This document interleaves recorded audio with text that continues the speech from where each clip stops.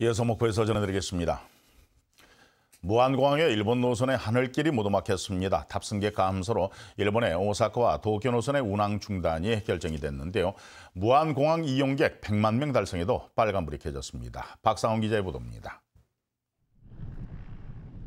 무안공항과 일본 오사카를 오가는 항공기입니다. 올 상반기 탑승률이 평균 70%를 넘었지만 지금은 20%대로 급락했습니다. 도쿄 노선도 마찬가지입니다. 일본 여행 거부 움직임이 계속되고 있기 때문입니다. 여객기를 띄울수록 손해가 낮아 항공사 측이 결국 오는 26일부터 주 4차례 연결하던 일본 노선 운항을 중단하기로 했습니다. 일본 노선 탑승률은 50%에서 70% 정도를 계속 오갔습니다.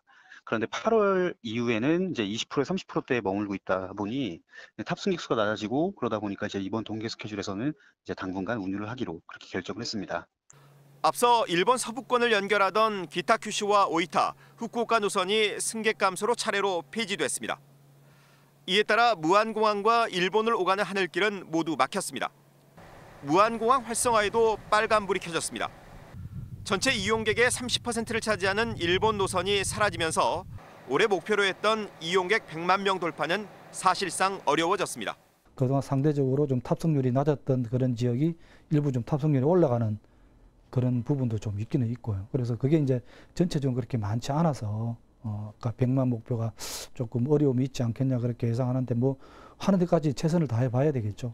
전라남도는 일본 노선 운항 중단을 만회하기 위해 다음 달 중국 하이난 노선과 오는 12월 괌 노선 신규 취항을 추진하고 있습니다.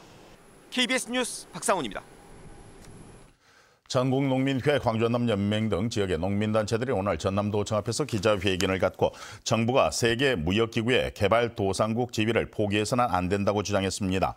이들은 정부가 개발도상국의 지위를 포기를 할 경우 감축 대상 보조를 현행 50%로 축소해야 하고 수입 농산물 관세 인하로 이어지게 된다면서 개도국의 지위를 유지해야 한다고 밝혔습니다. 또 정부가 직불금 개편 법안을 농민들과 협의하기보다는 12월 예산안 통과로 밀어붙일 태세라면서 이는 쌀 목표 가격과 변동 직불금 등을 일방적으로 폐지하겠다는 의도라며 이를 즉각 중단하라고 촉구했습니다. 최근 3년 동안 전남과 전북 일대 해역에서 연안사고가 증가한 것으로 나타났습니다. 더불어민주당의 박완주 의원이 해양경찰청으로부터 제출받은 자료를 보면 2016년부터 2018년까지 최근 3년 동안 전남북 해역에서 연평균 132건의 연안사고가 발생해서 77명이 숨진 것으로 나타났습니다. 박 의원은 연안사고 예방법에 따라서 각 지역별 해양경찰청장이 주민을 민간 연안순찰 요원으로 위촉할 수도 있지만 관련 예산이 확보되지 않고 있다면서 대책 마련이 시급하다고 지적했습니다.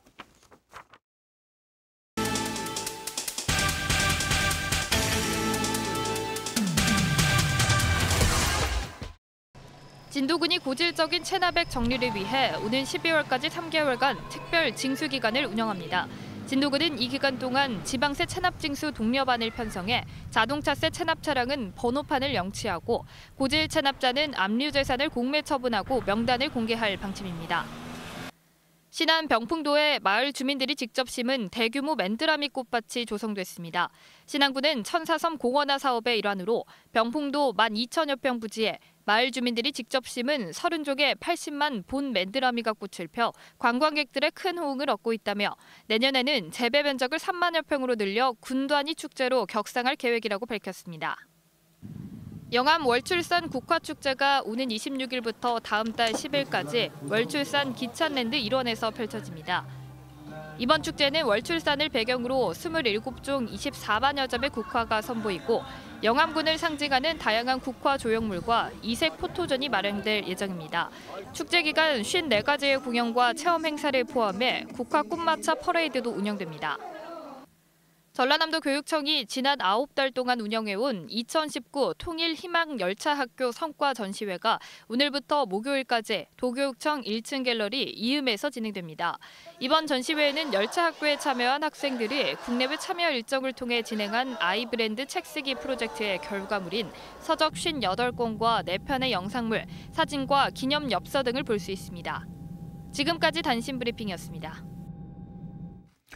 교육부와 전국시도 교육감협의회 그리고 학교 비정규직 노조가 단체 협약 체결식을 가졌습니다.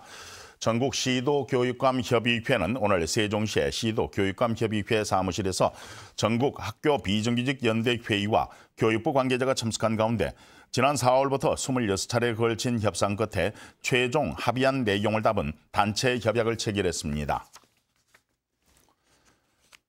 전남도 교육청이 EBS 교육방송과 공동으로 오늘부터 오는 25일까지 전남의 5개 권역을 돌면서 예비 고1 학생과 학부모를 위한 대입 설명회를 진행합니다.